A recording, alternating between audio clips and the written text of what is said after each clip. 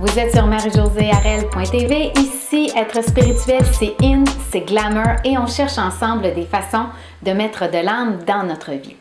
Comment inspirer les autres? Quelle grande question! Et quand on chemine personnellement ou spirituellement, il vient un temps où c'est vrai, on a envie de laisser jaillir, de laisser sortir ce qui nous habite et d'être une source d'inspiration pour les autres. Et on pense que la seule façon d'inspirer les gens, eh bien, c'est d'écrire des livres, de donner des conférences, d'avoir un blog ou de mettre des posts sur Facebook où il y a un maximum de gens qui vont faire des mentions « j'aime ».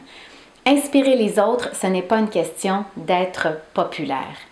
Et pour ma part, il y a longtemps que je fais de la scène. J'ai commencé à en faire en communauté religieuse où je parlais régulièrement devant 100, 200 personnes, où je faisais des discours inspirants.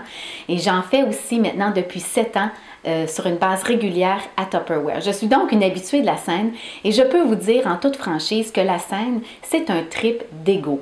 C'est à nous qu'on se fait plaisir et ça nous fait sentir puissant parce qu'on est là à livrer de belles paroles et à dire de beaux messages. Et tant mieux si ça inspire, mais ce n'est tellement pas significatif sur ce que l'on est. Récemment, je voyais quelqu'un qui faisait un post sur Facebook et qui gravite régulièrement dans le domaine des conférences. Il est à l'arrière-scène, si on veut, dans les coulisses.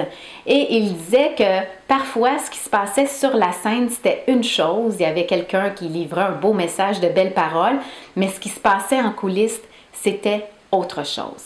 Et c'est ce qui revient à dire que pour inspirer les gens, il faut être la personne qu'on prétend être à toute heure du jour.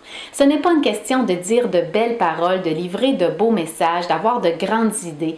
Pour inspirer les gens, il faut être intègre, être la personne qu'on prétend être. Et vous avez peut-être déjà assisté à une conférence où la personne exposait de grands principes, de beaux mots, de la sagesse, mais ça ne vous a pas rejoint. Et pourtant, à un moment donné, vous avez assisté à un autre genre de conférence où c'était très simple ce que la personne disait, mais vous avez été profondément touché. Ce qui se passe souvent, c'est qu'il y en a une qui vit plus le message que l'autre et c'est ça qui nous inspire et c'est ça qui nous rejoint. Et un public peut ressentir ce genre d'intégrité, ce genre de transparence. Alors, si vous cherchez à inspirer les autres, commencez tout simplement à être la personne que vous prétendez être, à mettre en application 24 heures sur 24 vos principes de vie. Ça ne veut pas dire qu'on est parfait, qu'on y arrive toujours, pas du tout.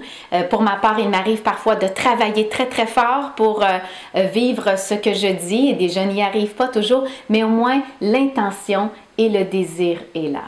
J'aimerais vraiment vous entendre sur ce sujet. Qu'est-ce qui vous inspire? Avez-vous le désir d'inspirer les autres aussi à grande échelle?